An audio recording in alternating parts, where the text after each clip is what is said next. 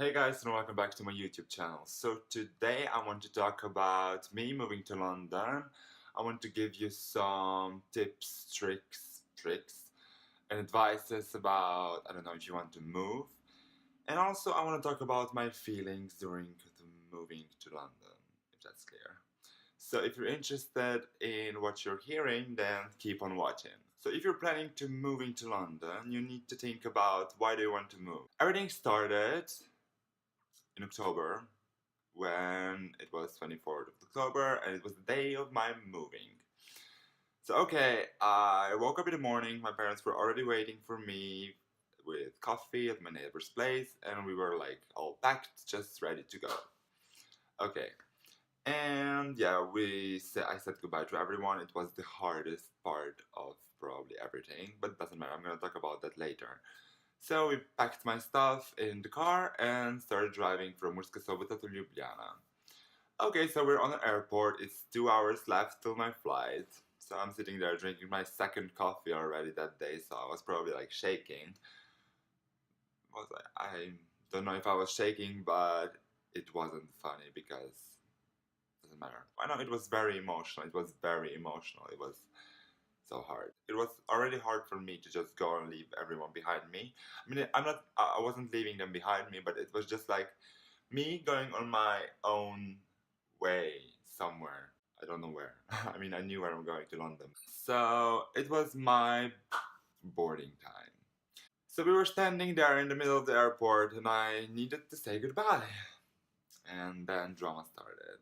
I just got a breakdown. I started crying. My mom was crying all the time. Like all the time. And I think my dad cried as well, but not as much as mom. No, not as much as mom. But it was hard for all of us. So okay, then I'm on a plane with we take off, and yeah, we were like taking off for 10 minutes, and then thing happened. So the plane was going up, and then for I don't know 3 seconds, it was like going down, and you should see like the panic on the plane. People were screaming. Like you should see my face. I thought I'm dying. I really thought I'm dying. But I'm alive, or my luck, doesn't matter. I survived. Then I came to London and everything started. Everything begins. So if you're moving to London, I suggest you. Okay, let me tell you like that. I moved to London and I had nothing prepared. I had money, I had a place to stay, so I stayed with my friends. My good friend Katya offered me a place to stay, and also her flatmates. Thank you very much if you're watching this. You were so sweet, and your coach is so fucking amazing. And yeah, so I had these two things, and I had a vision what I want to do. And if you're planning to move, I recommend you start looking for jobs. I mean, applying for jobs before you actually come to London. I don't know, a week or two before you're coming to London, start applying for jobs because that was my mistake, which I don't want to do ever again. So I started applying when I moved to London. So actually, when I came here, the second day, I think, I just started applying. I was like sending millions of applications everywhere, and then they actually in a week I got some first interviews.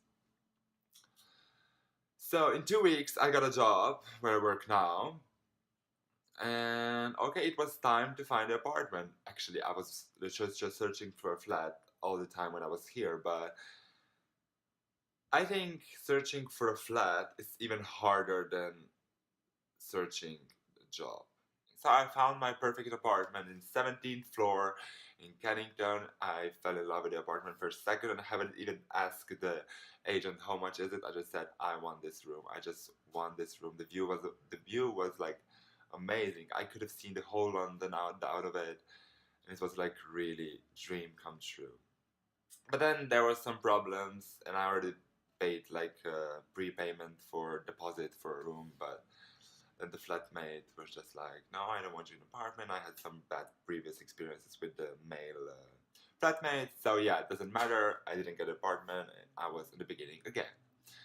So then I was going for viewings all the time, every day, viewings, and nothing happened. And then at the end, I found this room where I'm staying now, which I still think I'm paying too much, but yeah, I found a room. So I was excited. I finally have a room. I can move in.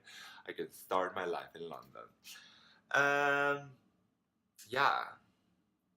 What else? So my emotions. Yeah. Moving to London, actually, it's not easy.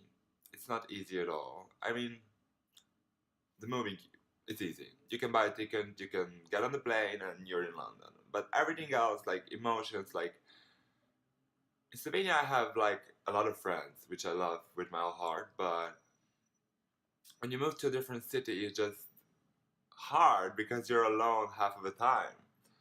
I mean, you're speaking with everyone via phone and via like Facebook, Messenger, like anything, but it's not the same. It's not as if you're with someone in that moment, if you understand what I'm saying. So this was the hardest part, like let everything behind me. I mean, I didn't, but I still needed to because I moved here. And I liked it. I loved that I moved here. I don't regret that I moved here. I'm saying what I'm thinking. Okay?